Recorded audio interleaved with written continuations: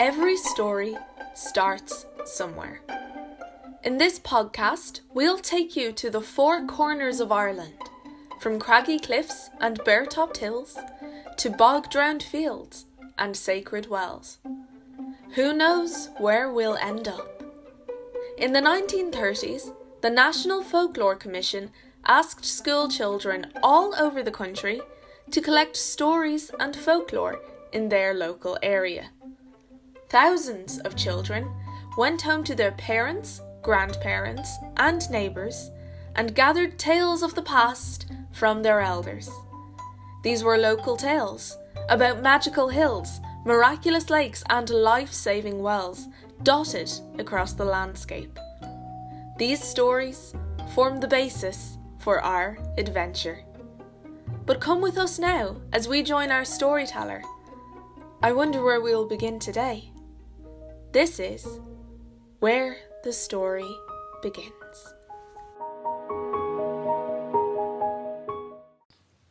Hello, my name is Stephen, and today we're going to be exploring a town called Abbeyleix.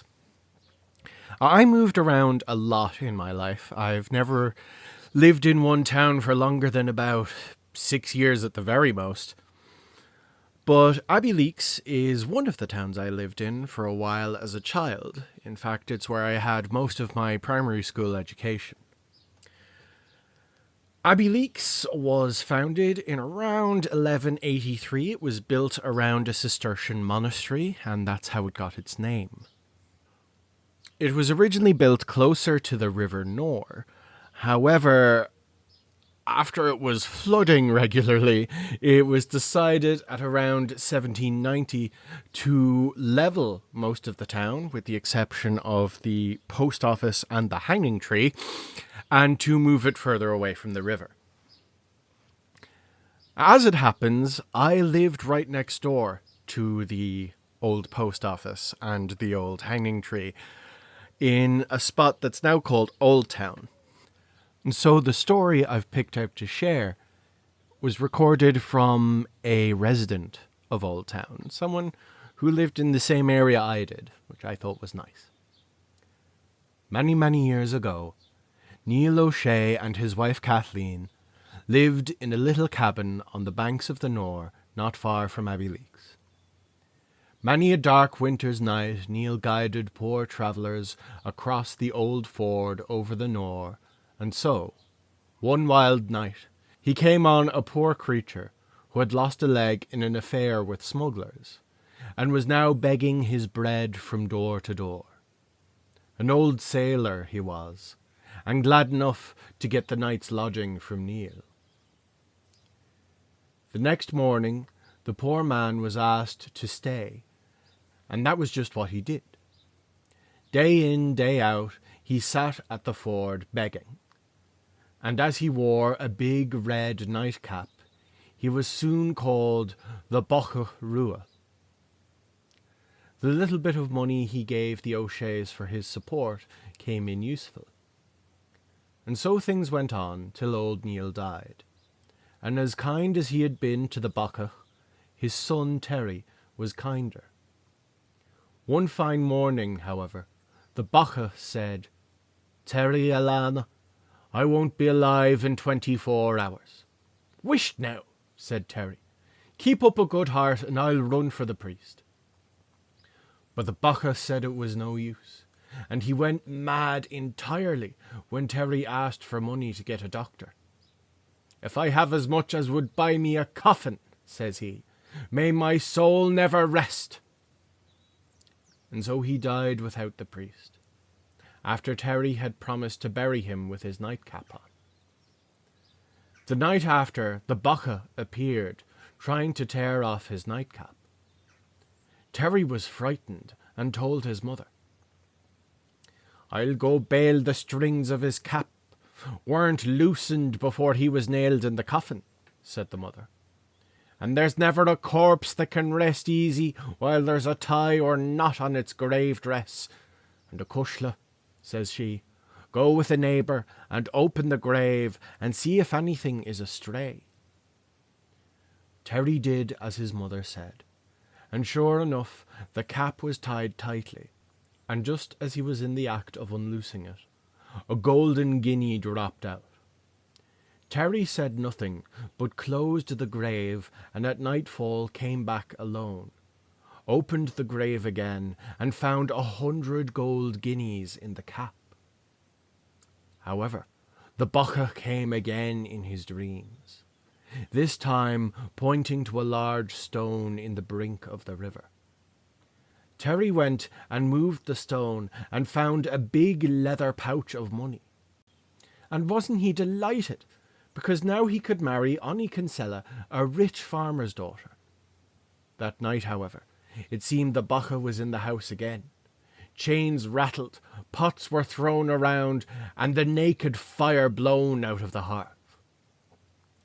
At daybreak, poor Terry put the money in his mother's apron, and sent off with it to the priest's house.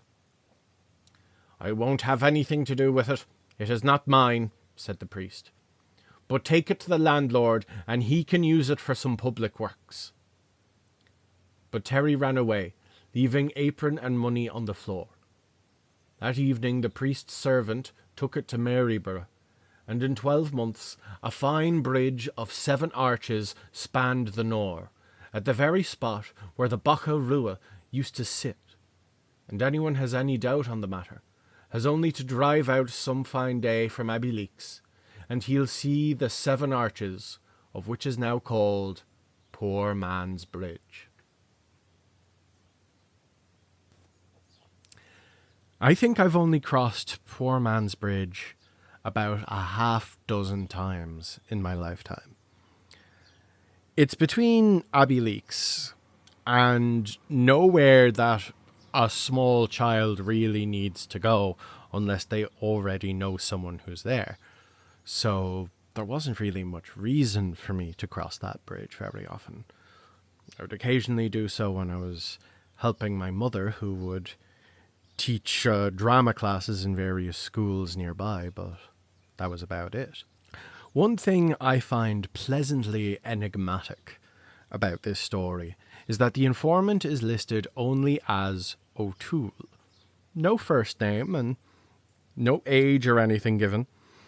And this is the only entry in which O'Toole, the individual, is credited, which gives it to me a pleasant but inconsequential air of mystery, which I quite like. One thing I like about this story is that the Bacha obviously had enough money to probably buy a house just set aside, and was still living out basically in the wilds until some kind person offered to take him in. And he was still helping to provide for himself. And you have to wonder why he was hoarding all of that money when he could have taken care of himself at any point. It's just an interesting facet to the story that I quite like. Anyway, that's I think all I have to say about this story. I think it's quite nice. It's a little bit amusing. It's a little bit charming, and I always like ghosts and spooky things. They make me happy. So this is Stephen signing off and handing you back. Goodbye.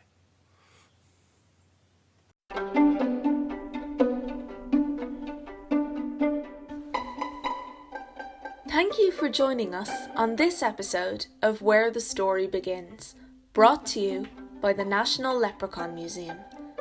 You can find out more about this story, this place, and many others by checking out the website of the National Folklore Collection, duchas.ie. That's DUCHAS.IE.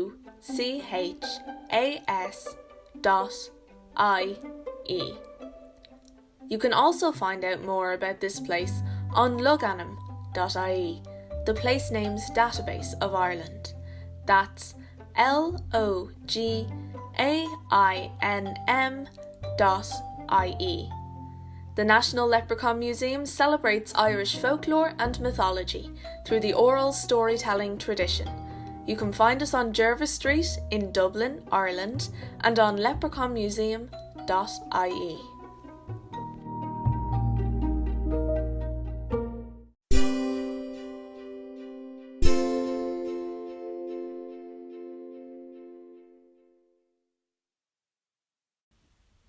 Today's seanfocal is Geall leis an bhíoch dubh a ghearradh féin.